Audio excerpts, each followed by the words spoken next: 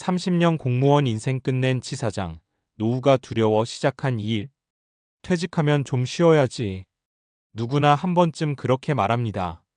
수십 년 일하고 나면 이제는 마음 편히 살고 싶다는 게 솔직한 심정이죠.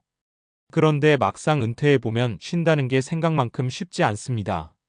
아침마다 출근하던 습관이 사라지고 해야 할 일이 없으니 하루가 길게 늘어집니다. 돈은 점점 빠져나가고 주변 사람들은 각자 바쁘고 문득 이런 생각이 듭니다. 이제 나는 어디에 필요한 사람일까? 30년 공무원 생활을 마치고 퇴직한 김정호 가명, 62씨도 그랬습니다.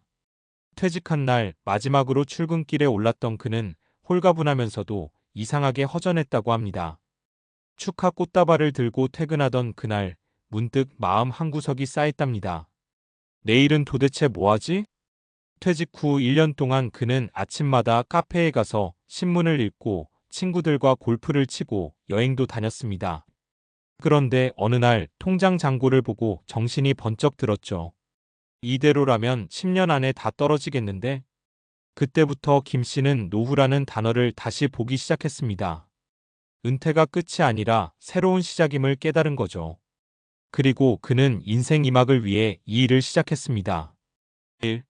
일은 단순히 돈이 아니라 존재감의 문제였다. 김정호 씨가 선택한 일은 택배지사 운영이었습니다. 공무원 시절의 조직 경험과 관리 능력을 살려 지역 배송망을 관리하고 소규모 기사들을 지원하는 역할이었죠. 처음엔 그 나이에 무슨 택배냐라는 말도 들었습니다.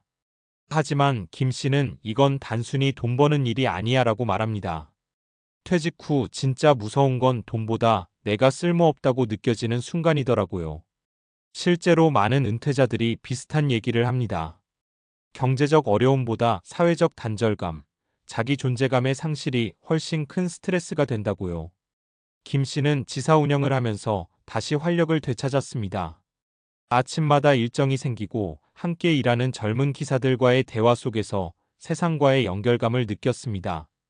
돈은 예전 월급보다 훨씬 적었지만 마음의 안정감은 그보다 컸습니다. 나는 아직도 사회의 한 부분이구나.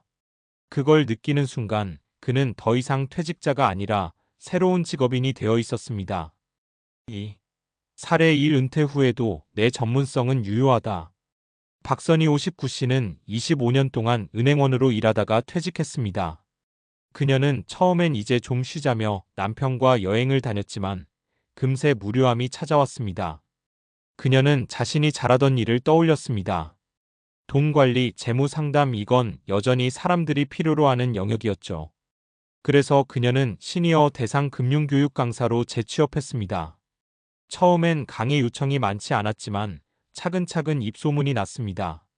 이제는 지역복지관과 노인회관에서 은퇴자, 재무관리 강의를 맡고 있습니다. 그동안 쌓은 경험이 헛되지 않더라고요. 나보다 먼저 은퇴한 분들, 이제 막 퇴직한 분들에게 현실적인 조언을 해줄 수 있다는 게 좋아요. 박 씨는 경제적으로도 도움을 얻었지만 무엇보다 누군가에게 여전히 필요한 사람이라는 확신이 그녀를 다시 웃게 만들었다고 말합니다. 3. 사례 2 소일거리라도 내 리듬이 생겼어요. 반면 65세의 이명수 씨는 대기업 생산직으로 35년을 근무하다가 퇴직했습니다. 그는 특별한 기술도 없고 몸이 예전 같지 않아 큰일은 못하겠다고 생각했습니다. 그래서 지자체에서 운영하는 공공일자리 사업에 지원했습니다. 처음엔 시급도 낮고 단순 노동이라 자존심이 상했지만 시간이 지나며 생각이 바뀌었습니다. 매일 아침 일어나 출근 준비를 하고 사람들 만나 얘기 나누는 게 좋더라고요.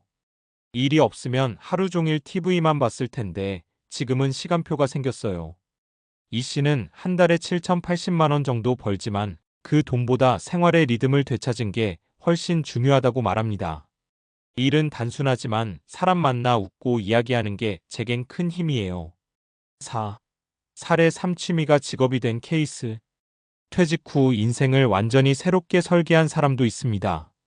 권영진 61씨는 교사로 정년퇴직한 뒤 그동안 취미로 하던 목공예를 본격적으로 배우기 시작했습니다. 처음엔 단순히 시간 때우기용으로 시작했지만 지인이 만든 가구를 보고 주문이 들어오면서 상황이 달라졌습니다. 지금은 소규모 공방을 차리고 SNS를 통해 주문 제작 가구를 판매합니다.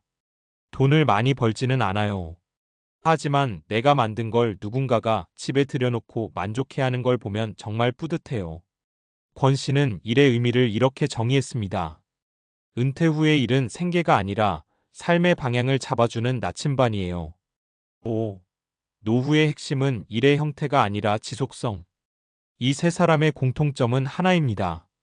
퇴직 이후 자신에게 맞는 일의 형태를 찾아냈다는 것. 누군가는 경험을 살려 일했고, 누군가는 단순한 일로 생활 리듬을 되찾았고, 또 누군가는 취미를 통해 새 인생을 열었습니다. 중요한 건 무엇을 하느냐가 아니라 계속 무언가를 한다는 것입니다.